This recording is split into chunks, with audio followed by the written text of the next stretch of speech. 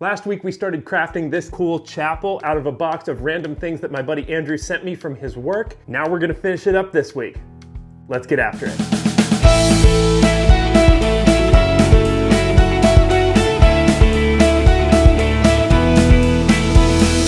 Happy Thursday and welcome back to the channel. My name is Garmin and this of course is the Storycraft Society, and this video is going to be part 2 of the video that we did part 1 for last week. And the shtick of this particular set of videos is that my buddy Andrew just filled up a box of random things from his work, sent me the box in, challenged me to craft something out of it and see what I could do. We built the piece last week, this awesome little chapel, kind of a rustic feel to it, and this week we're going to be finishing it up and doing all of the details. So I'm really excited about that, so let's jump into it. Actually, also, if you haven't checked out that video, I'll link it in the description below. That way, if you want to go back and get caught up, you can do that. Also, check out all the other videos on the channel. If you like this one, I'm sure you're gonna like all those too. So anyway, let's get to crafting. So the first thing we had to do was get this thing all Mod Podged up. I didn't worry about filming that because it's just applying an even coat over the whole thing. And this is, of course, Blackmagic Craft Base Coat, which is just a 50-50 mixture of black acrylic craft paint and matte Mod Podge. But once I got that done, it was time to move on to the first project, getting the doors figured out. Now, I talked in the video last week about how I specifically used craft sticks to create a different texture for the front door compared to all of the foam textured to look like wood elsewhere. And I'll tell you, once this thing got finished, I was just so pleased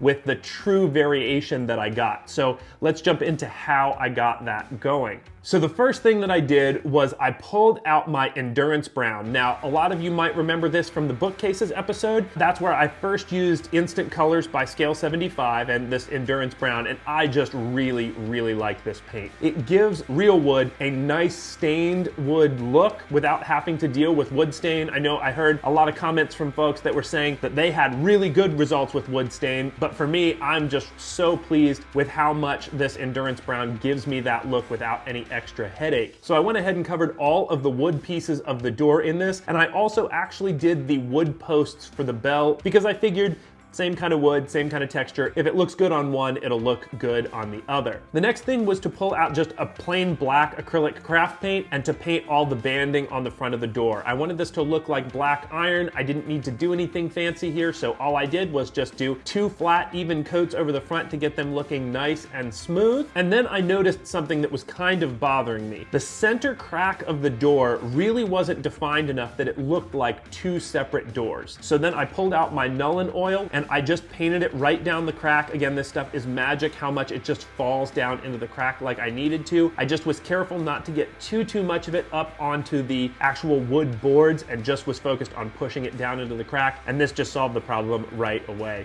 Really great. The final thing is actually a trick that I used in the Redbrand Hideout video. I will link that down below also, but when I was doing doors for that video, I realized that you could take a toothpick and dip it into a metallic paint and then drop it to make nails. And what's really cool about it, if you drop with a thick enough amount of paint, actually the paint will stick up, giving a little bit of a nail head texture. It actually has some 3D quality to it. So I think that that's really awesome. Okay, so all of that said, it was time to move on to the next thing, which was getting the bell put together. The first thing was first, I needed to spray prime it black to be able to A, make sure that it took the paint and held the paint well, but also to give me a nice flat undercoat. So the first thing that I did was I had to break the bell off of the little, bar that I had it on because I made the mistake of super gluing it down, and I didn't want to chance getting spray black over top of either the rod or the rope that is also glued on there. So I pulled out my tools, I started to yank at it, and what do you know?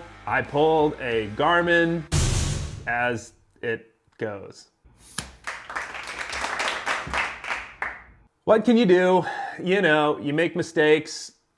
Don't keep your projects close when you're doing stuff with tools.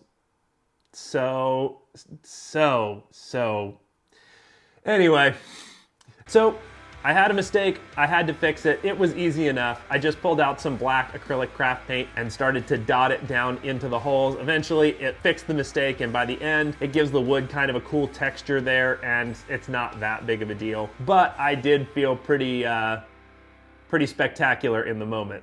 The next step was to carefully remove the project from my destructive reach. All right, time for my 2 daily reminders. The first one, of course, is if you're liking this content, please consider subscribing to the channel. That goes such a long way to helping us out. It's free, it doesn't cost you anything, and you can always unsubscribe if you don't enjoy the content. Definitely like this video and leave me a comment down below. If you're new in particular to the channel, I would love to say hi. That's first. Second of all, next week is going to start the Craft of the Day segment. So if you don't know what that is, all you need to do is tag the Storycraft Society in a picture of a craft that you've done. This can be on Instagram, Facebook, or Twitter. But if you tag us, I'll go through those every week. Again, of course, this all starts next week, but I'll go through and I'll pick one that I really enjoy. I'll give back some of the kind words that you all have given to me to one project each week where I talk about what I like, what I think really is impressive, what I think someone put a lot of time into. It could be your first craft ever, and to me, that's just as cool as the 80th building that you've made. So if that's something that you're interested in, definitely tag us in those projects, and we'll be glad to check them out, and hopefully they'll end up as the craft of the day. So let's jump back to the video. So once I did that, it was time to get the wire nut looking more like a bell. Now, I'm aware that this is certainly not the best fix. A wire nut is not the perfect bell, but I would like to get it closer. So there's 2 things that I noticed that made it not look super bell-like right away. The first one was it's got all these little edges that are sticking up. I took my Alpha knife and I cut down all those ends to make it kind of smooth and look more rounded as it goes up to the top. Then the second thing is that it has all of this writing, like serial numbers and stuff, up on top, and I needed to get those off. So that was easy enough. I just took a nail file and I sanded down the top, and then I took a really fine grit sandpaper and finished to polish the top of that off to get it nice and smooth and get it ready for the primer. Then it was just a quick handoff to my better half who did the spray priming. She's the miniature painting half of our duo, so I let her handle that kind of stuff because I'll just end up getting it all gunked up with spray paint. And then I went into painting it. So now let's talk about the vision that I had for what I wanted the bell to look like. It was really important to me that I wanted this bell to look newer. I think it's a really easy, I don't want to say faux pas, but I think it's a really easy rut as crafters to fall into, to make everything weathered, to look antique, to just have age to it.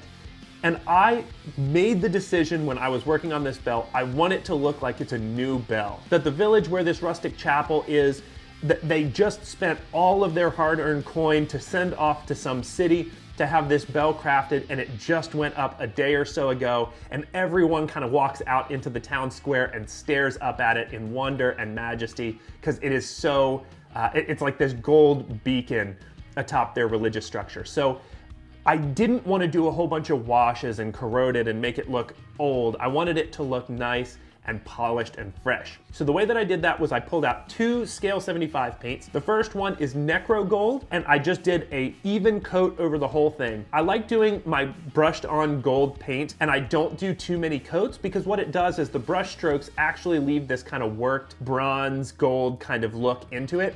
Really pleased with that. Then the next step that I did was a dry brushing over the top of Peridot Alchemy. This is their pearlescent paint line. What that did was it really gave this cool shimmer to the outside of the bell, the darker Necro Gold in the shadows where the edges all have this brighter, really vibrant gold. I really like that. But once that was finished, I put it all together and holy cow, it just absolutely fit what I was looking for. So time to move on, and this was my favorite part of this whole build, which is looking at the windows. So with the bell and the door done, the next thing we need to do is focus on the windows. Now the thing with the windows is that they all need glass in the panes. The first product that we're going to use is something that I am certainly not the first person to discover, but I am a huge fan of it, and that's UV resin. So if you don't know, what the product is a clear resin that you can use a UV light to cure. And if you're doing something small like window panes that are, this size, like less than a 1/4 inch, they dry in seconds. It's really awesome, and it gives the windows this cool antique glass look because there's like this little bit of a dip to the pane. So the way that it works is you pull out the resin. I actually just bought a cheap thing of it off of Amazon, and this is a huge bottle. I can't imagine how long it'll take me to go through this. But then what I'm gonna do is just take one window at a time. I'm gonna set down some parchment paper so that the UV resin doesn't cure like to my crafting mat or anything like that. And then what I'm gonna do is just do a couple panes at a time. For this window, I'm only gonna do 4, keeping my fingers pressed down so that it basically creates a seal so the resin doesn't pour out of the bottom of the window frame. Then I'm gonna pull out my UV flashlight and I'm just gonna hold that over top just for a couple of seconds. I'm gonna really let it bake into the resin. If you really wanna be safe, do 20 seconds,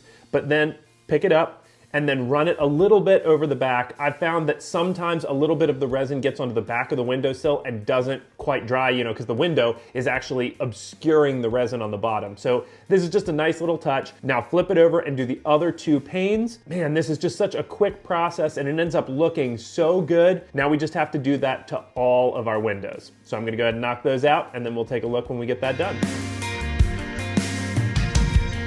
I almost forgot the last step that I do with these windows. So I don't know if it's my parchment paper or what, but it just has a tendency to fog my windows up. So if you want the fogged look, this is great and you can stop here. But for me, I like my glass to be a little bit clearer. What I've found works really, really well is to flip the piece over and then to pull out a gloss top coat. Now this is just Ard Coat by Citadel, but there's all kinds of these that you can find and use. And then what I do is just simply take the window and paint a little bit of this onto the back. It dries a beautiful gloss and it just makes the windows stay clear forever. I wish I could tell you I understood why it does this, but all I can tell you is that it does. Now you can see much, much clearer. It looks a lot better. So that is the last step. Now I'm gonna knock out all these windows. So now to do the stained glass portion of the windows, what I needed is to know where the panes of the windows will be. So the first thing that I did was I took an empty window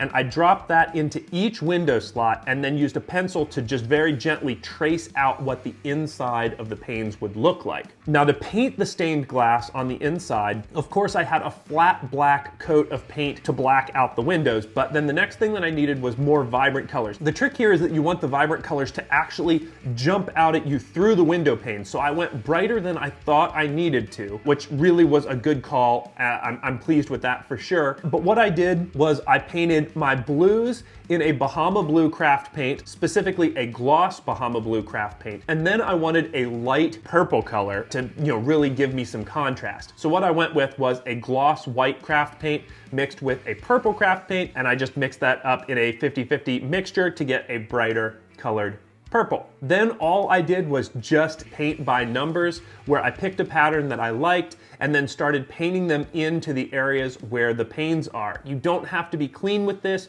You just want to make sure that you get full coverage so that it looks like a flat stained glass pane underneath of your glass. Finally, I got that sweet, sweet moment where I dropped the finished windows in and got to look at what they looked like with the stained glass. This is so cool. I actually built one other chapel. Well, I guess I shouldn't say chapel, it's more of a church, it's bigger than this. And I really wanted stained glass windows in it, and I chose to not do stained glass windows. And now that I did this, I really wish I would have. I'm just so pleased with how this turned out, and I really think that this is the thing for me that makes the whole piece just absolutely get sold off into a really, really awesome build. So with the bell and the door and the windows all done, the last thing for me to do was get the rest of this thing painted up. And if you've been a fan of the channel for any length of time, you will know that painting is my least favorite part of the process. If I could just build stuff and let it sit on my table not painted and not hate myself for it,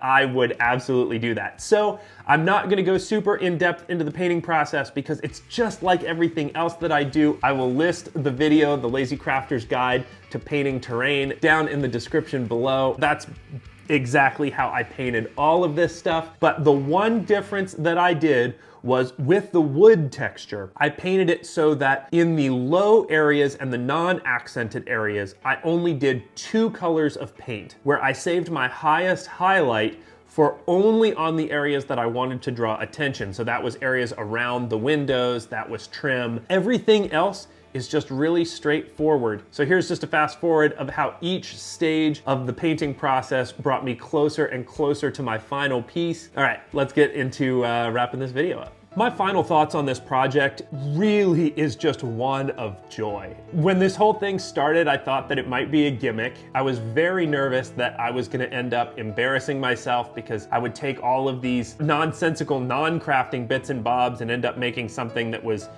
you know, goofy or cheesy or whatever.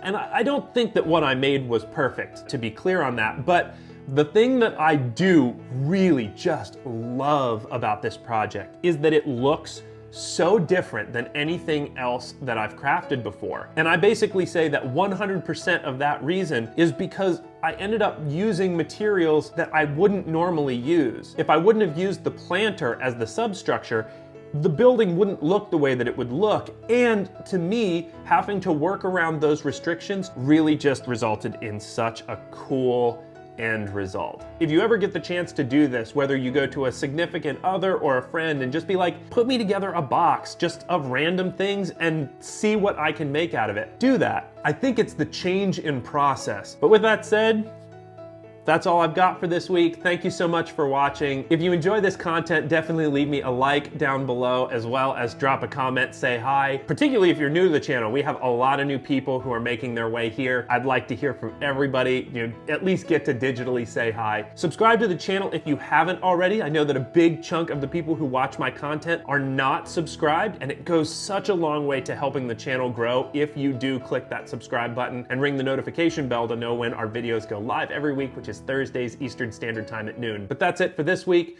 Until next week's video, all I can say is, I'll be seeing you.